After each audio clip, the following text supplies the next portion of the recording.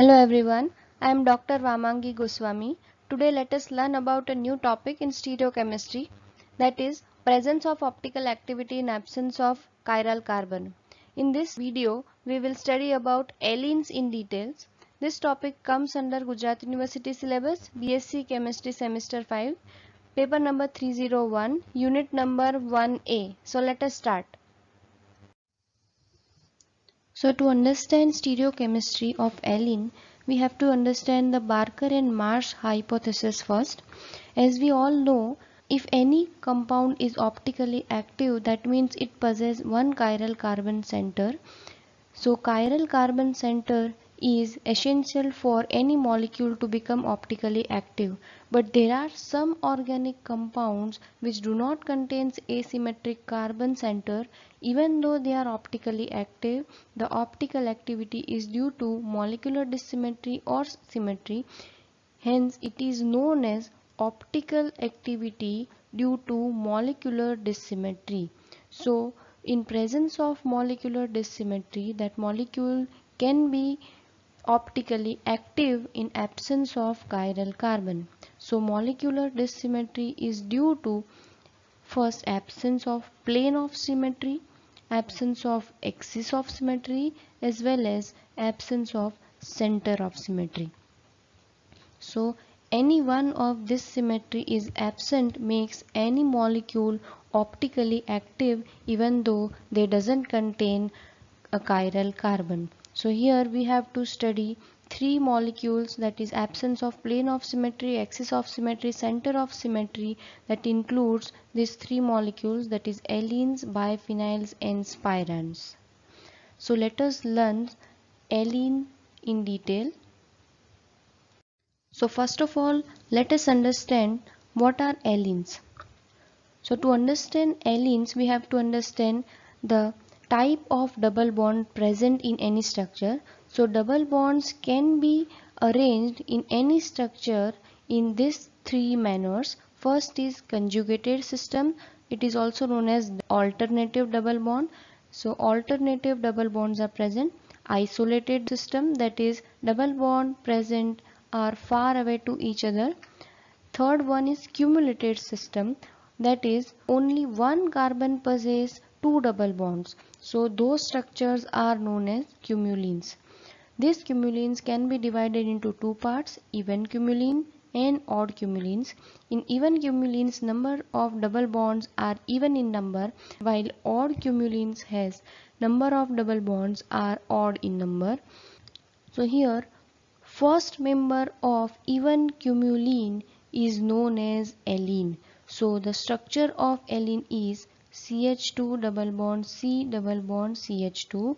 So here is the structure of allene. So to understand stereochemistry of allenes, we first have to understand bondings present in allenes.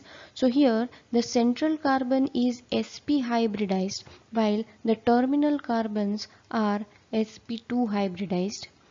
Here double bond present in between carbon-carbon contains one sigma bond and one pi bond. Here sigma bond is formed due to head-on overlapping of orbitals, while pi bonds are formed due to lateral overlapping of p orbitals. In the structure of allene, center carbon is sp hybridized and contains two pi orbitals. Those two pi orbitals are perpendicular to each other, so px and py are at 90 degree to each other. So the pi x bond is perpendicular to the pi y bond. Px bond is in the plane of paper while Py are perpendicular to the plane of paper. So here carbon, terminal carbon which is present here is perpendicular to the plane of paper, while these two carbons are present in this plane of paper. Again, the hydrogens which are attached to the terminal carbon are again perpendicular to the plane of pi bond. So here it is perpendicular to the plane of paper. So this and this hydrogens are in the plane of paper, while again vice versa, px and py of these two carbon are in the plane of paper. So the hydrogen which are attached to this carbon are perpendicular to the plane of paper. So this hydrogen is coming towards us and this hydrogen is going to the plane of paper. So to make any alene optically active, it should fulfill the condition, that is A must not be equal to B, that is substitution on the same carbon that must not be same. So carbon has two differently substituted. Now let us understand by taking some examples. So the resolvability of allenes was predicted by Van 't Hoff in 1875, but experimental verification was not obtained until 1935. First example is 1,3-dinaphthyl 1,3-diphenyl 1-propanol. After dehydration, OH from this carbon, NH from this carbon will takes place and double bond formation takes place, will form dinaphthyl diphenyl allene. This dehydration takes place in presence of camphor 10 sulfonic acid, forms optically active allene. Another example is given by Jacobs et al. In 1957. It rearranges 1,3-diphenylpropyne by adsorption on alumina impregnated with brucine or quinine, that is alkaloid. The former gave negative or minus allene and the later it gave positive allene.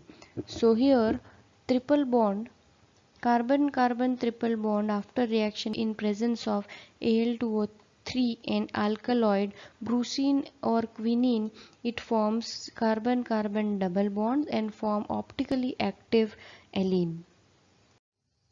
One more example was given in 1951 by Vortis and Pelchak. They resolved octa-2,3-diene 4-carboxylic acid using strychnine into two optically active enantiomers. Structures are given here. In 1857, Jacobs obtained 1,3-diphenylallene. So here triple bond after rearrangement forms two double bonds and forms optically active allene.